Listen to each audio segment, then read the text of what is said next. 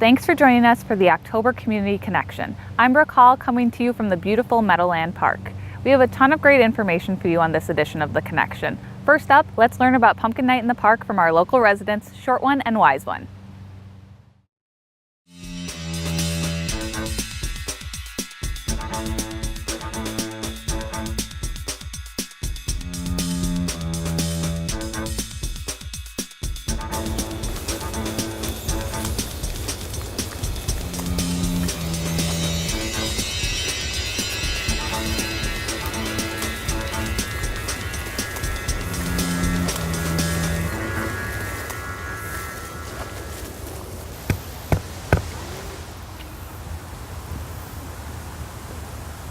Hello, Wise One. Short One, we've been here too long. We must go onwards. Is it time? It is time. It is time to roast the donut. We must go to the fire of Springbrook. Yes.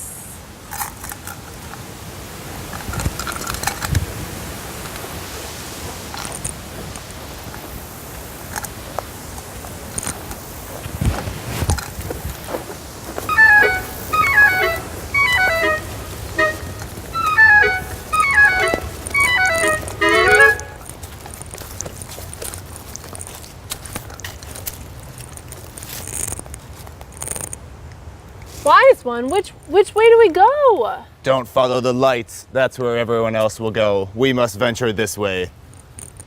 Okay.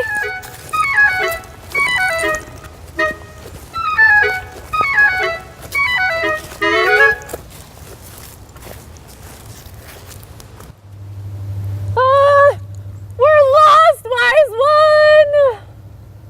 We are in the mystical forest of birds. Fly, you fools!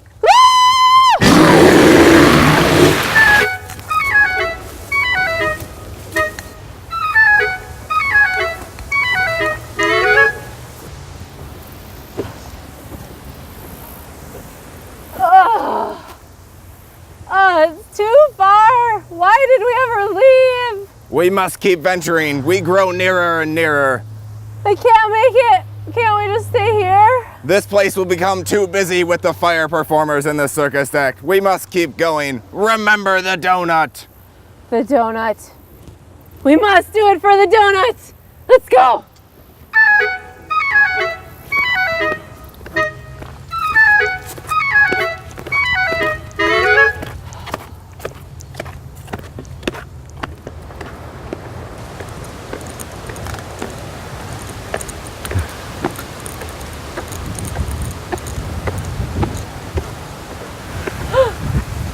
Are we almost to the great fire of Springbrook? You've come to the crossroads at Springbrook. If you continue forward, you'll come to the great gathering space where you'll find wonderful food. We'll have Ghostbusters, the Spider-Man, and the ghost of Elvis. You'll see all of that at Pumpkin Night in the Park, October 20th, 6 through 10 p.m. Or you can go roast your donut at the Great Fires of Springbrook. Wow, so many great options at Pumpkin Night this year, but I gotta stick to the plan. We're roasting the donut. That way? That way.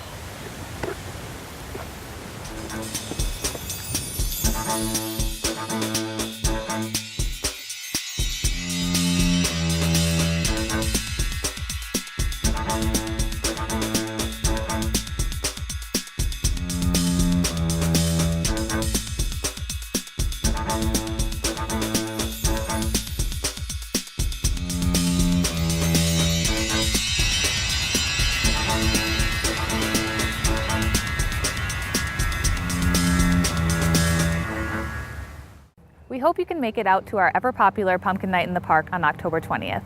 Now, Courtney Miller joins us to talk about Halloween safety tips, Tip 411, Crime Prevention Month, and more. Hi, I'm Courtney Miller, Crime Prevention Specialist with the Fridley Police Department, and I have some important upcoming dates to share with you. The month of October is Crime Prevention Month, and this year we want to focus on gun storage safety. There are lots of options to keep your guns safe when you're storing them in your home. Some of those options are trigger locks, storage cases, lock boxes, locked safes, and cable locks, just like this one I'm holding here. These cable locks, you string through your weapon and then it's unable to load or shoot. It keeps your weapon safe when it's stored at home. These cable locks will be available for free at the Fridley Police Department front counter throughout the month of October while supplies last. You don't need to register, just come to the front counter and these will be available for you. I also want to encourage parents to start a conversation with your children about guns and gun safety. The easiest things you can tell your kids to do if they see a weapon is to stop, don't touch, get away, and tell an adult. Too many kids are injured from finding weapons that are loaded and go off accidentally, and we want to prevent any of those incidents from happening here in Fridley. Also in October, we've got Halloween coming up, and I have a few safety tips for you. First, make sure you're traveling in groups, and young children should always have an adult with them.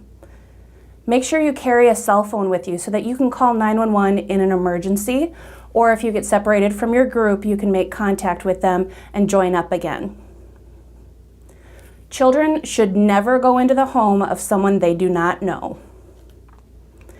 And remember, we want you to see and be seen, so make sure you're lighting up the night with your costumes.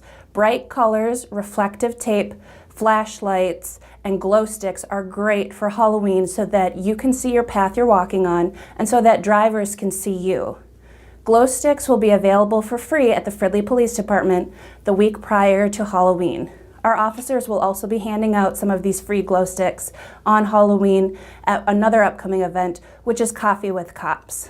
Our October Coffee with Cops will be from 4 to 5 p.m. at Dunn Brothers on Halloween evening. Come get your glow sticks, get to know your Fridley police officers right before you head out for some good trick-or-treating. Now in the month of November, we have our last Coffee with Cops of the year. That will be at Caribou Coffee from 4 to 5 p.m. on November 28th. We also have a public training that is available to anyone who resides, works, or is interested in finding out information about the Fridley Police Department and how we use drones in the police work that we do. The Anoka County Sheriff's Department will be doing a live demonstration of how they use their drones in everyday police work. That training is free, open to the public, and no registration is required. That will be November 8th from 6 until 7 p.m. at the Springbrook Nature Center. If you're a block captain, this is the last event of 2018 before we start our trainings back up in 2019. One more thing I want to mention is tip 411. Have you ever witnessed a crime or thought something was suspicious and you realized it down the road that you should have maybe called the police, or you might have information on a case when we post suspect information online? Tip 411 is the perfect way to share that information with the Fridley Police Department. It is 100% anonymous, and you have 3 options to send in your anonymous tips. First, you can download the app on your Android or Apple iPhone, or you can text 847-411, type in the word Fridley, add a space, and then type your tip and hit send. You can also go to fridleymn.gov/police, and you can type out your anonymous tip. Remember, this is not to replace dialing 911 in case of an emergency. And if you are actively observing a crime or suspicious activity, we still want you to dial 911 in those instances. Otherwise, we encourage you to use our Tip 411 text, app, or online submission and get those tips coming into the police department. Again, those are completely anonymous, and we can't wait to see what information you can share with us. When October comes to a close, that means there's only a few days until Election Day. Here's Annie Leibel with an update on elections and how to prepare for voting. The midterm election on November 6th is quickly approaching. If you plan to be away on Election Day, consider voting by absentee ballot. Absentee voting is becoming a popular way to avoid Election Day lines at the polls and get your vote in early. It is a great way to participate if you are homebound, disabled, or want to avoid the long lines. The process begins September 21st and goes through November 5th. If you would like to vote in person, stop by City Hall to fill out an application and receive your ballot. To vote by mail, you can download an application from the city website at fridleymn.gov/elections. You can also request one by email at elections@fridleymn.gov. Or you can call the elections phone number at 763-572-3523. You can check the status of your ballot on the Minnesota Secretary of State's website at sos.state.mn.us. It will show if your ballot has been received and if it was accepted or rejected. If you plan on voting at the polls on Election Day, you can expect to see new technology used. Anoka County purchased electronic voting rosters called poll pads to check in and register voters at all polling locations. These specially encrypted iPads contain voter data, which was previously on printed voting rosters. The poll pads will help eliminate errors and increase voter processing efficiency. With this new technology, voters will sign a receipt instead of the paper voting roster. By signing this receipt, voters are affirming their information is correct and signing the voter oath. If you have questions about the election, your polling location, or to view a copy of your ballot, visit mnvotes.org or call the elections office at 763-572-3523. Did you know the first week of October is Mental Health Awareness Week? The Lee Carlson Center, located right here in Fridley, is dedicated to helping people with emotional and behavioral issues. Rob Edwards and Patty Halverson from the organization are here to talk more about their mission. Hi, my name is Rob Edwards. I'm the Executive Director of Lee Carlson Center, and this is Patty Halverson. She's the Director of Development at our agency. We've been operating mental health programming in the community as a mainstay in the Fridley community for about 37 years, operating lots of services for all ages and all groups of people. We have a full range mental health clinic offering psychiatry services, therapy services. We do family therapy, we do play therapy. We also have psychological testing available. We also operate a long-standing domestic abuse program, both for perpetrators of domestic abuse and victims, as well as children who have witnessed domestic violence. We also have a large and growing school-linked mental health program. Just since January, we started school-linked mental health programming in the Fridley School District. We're operating in multiple schools, 4 or 5 schools now, with multiple therapists available in the school setting so that parents and families and kids can get services right during the school day and see a therapist to support their mental health needs. We're also recently expanded our clinic in the Fridley location, and so now we are offering multiple groups where we can meet with families and support them with their needs pertaining to the mental health issues of their family members.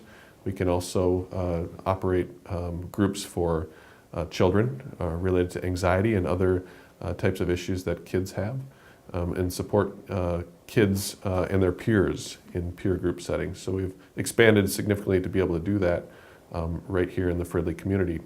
We also have a very special program, special to our agency, special to our community, with a lot of community collaboration, and that's Bridgeview. Bridgeview is a place where we help individuals from our community across Anoka County with severe and persistent mental illness. It's a drop-in center where they can come 5 days a week. We're open about 6 hours a day. There's always a healthy meal served at lunchtime. Those meals are things that we are able to put together that are very healthy, and they're also a part of the community's collaboration in bringing those meals forward and making that happen. We also do lots of activities and partner with Alina Health System. We're doing dance, we're doing art, we're doing yoga. We're finding lots of ways to support individuals in their recovery and with their mental well-being. So it's a really exciting time for our agency, and we're really happy to be a part of this community in Fridley. And this is Patty Helverson. She's our Director of Development, and she's going to talk a little bit about some of the opportunities and ways that you can help our agency. We have some fun things coming up here, and there's a lot of ways that the community, individuals, businesses, civic groups can be involved in the work that we do here. And one of them is our Community Connections Fridays, which we have at Bridgeview, our drop-in center that Rob talked about. And we're looking to have, again, businesses, individuals, civic groups provide lunch for 45 to 50 people. And beyond providing the lunch at Bridgeview, we're asking you to come in and engage and sit, play games, just sit and visit with the members and make it sort of an experience. Maybe teach them a little bit about your organization or some talents that you have. Because as Rob mentioned, Bridgeview is all about healthy living and about socialization for people that live with serious and persistent mental illness. The final thing is we're a nonprofit organization, so we are always looking for in-kind donations, and especially at the holidays here. And the types of things that we need are paper goods, which would include paper plates, cups, napkins, paper towels, utensils for all the great meals that we provide for 50 to 60 people a day at Bridgeview. And then of course prizes for bingo. We offer bingo as a fun, a way for people to come in on a Saturday. Bridgeview's open typically Monday through Friday, but one Saturday a month we have bingo and we provide transportation and people. It's just a great time for socialization and to keep people active on the weekend. So we're always looking for gift cards and prizes and those type of things too. So if you'd like to learn more, if you have some things you'd like to donate, or if you'd just like to learn more about the process, please give me a call at Lee Carlson Center at 763-230-7836, or you can email me, whatever's easiest for you. We'll have some of that information up available here shortly. And I look forward to hearing from you. If you'd just like to come in and take a tour of our clinic and Bridgeview, we'd be happy to do that as well. So you can learn a little bit more about us. So it's been wonderful to talk to everyone about our programs. Be sure to check us out on our website. It's leecarlsoncenter.org. You'll find information about all of our programs and services. And for anyone who may be interested or someone in your community that you're aware of that might be looking for support, again, serving children and families and adults of all ages right here in Fridley. Now let's take a look at what our City Council has been working on this past month. Here's City Manager Wally Weisel with the September Council Update. Hello and welcome to the City Council Update for September. I'm Wally Weisel, City Manager. The City Council met on the 10th and 24th of September, and they began with a conference meeting to discuss items and to get information on policies and directives that they will make decisions on at a regular council meeting in the future. At those conference meetings, the City Council discussed the recycling programs and looking to approve a bid in the near future for an extension of our residential recycling program. We had an ordinance update on outside storage. This is in the backyards, and it would allow the city staff to actually go onto the private property to view those outside storage problems. And we had a proposal on some organizational changes to our city structure, our departments, and all that provide the services to you, the residents. We had an ordinance change with regard to the rental property.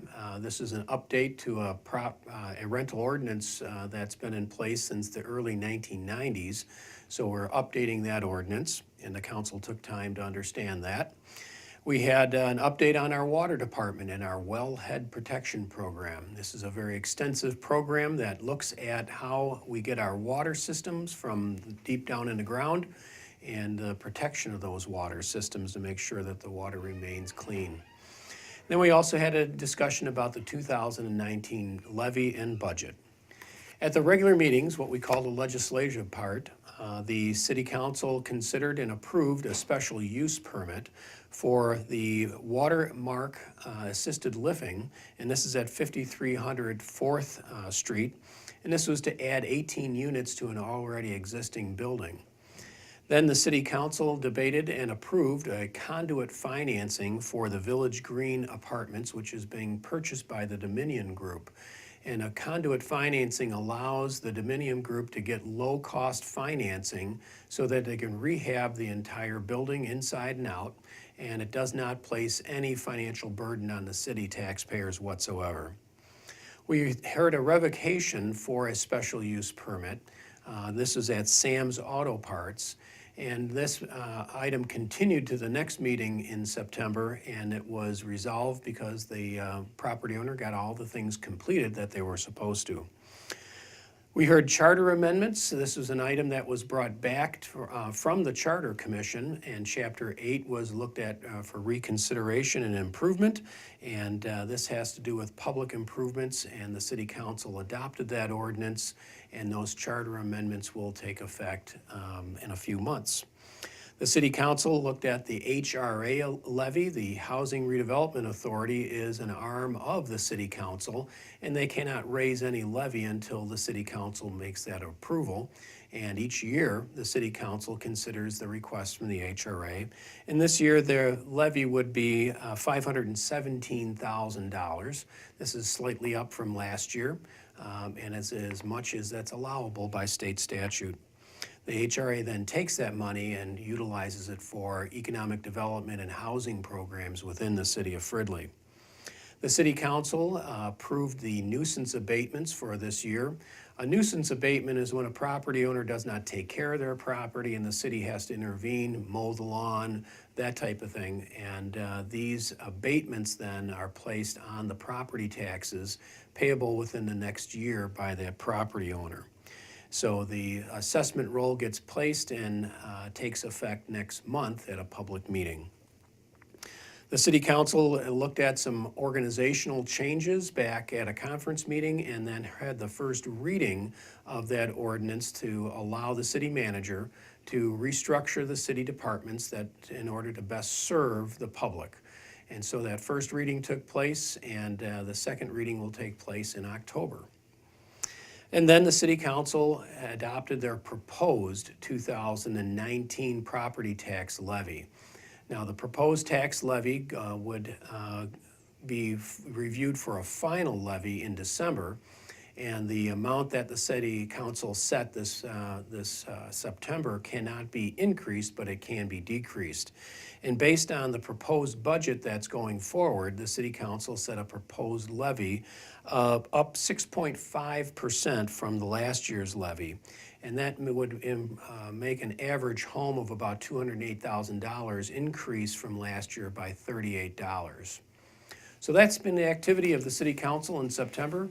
I look forward to bringing you the results of the October meeting. Again, I'm Wally Weisopel, City Manager. Thanks for tuning in. Join us for pumpkin carving, pumpkin night in the park, coffee with cops, recycling drop-off, and more. Before we sign off, check out the dates and times for these upcoming community events.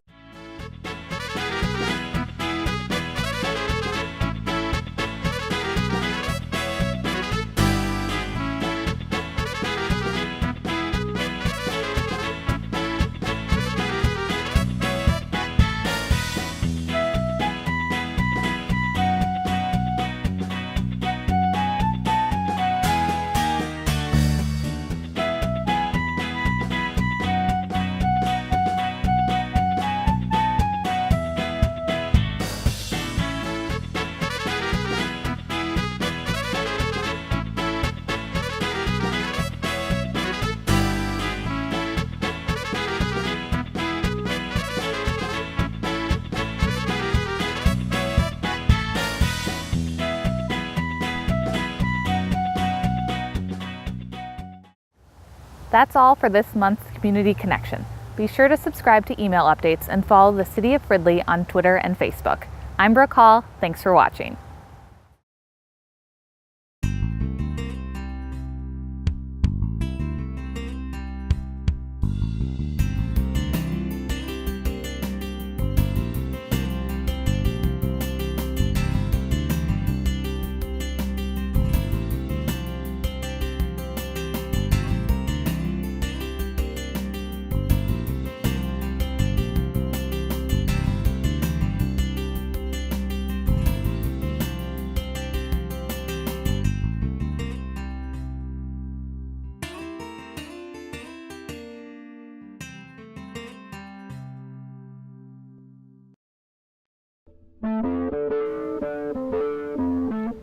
This has been a production of Fridley Municipal Television, Channel 17. Thanks for watching.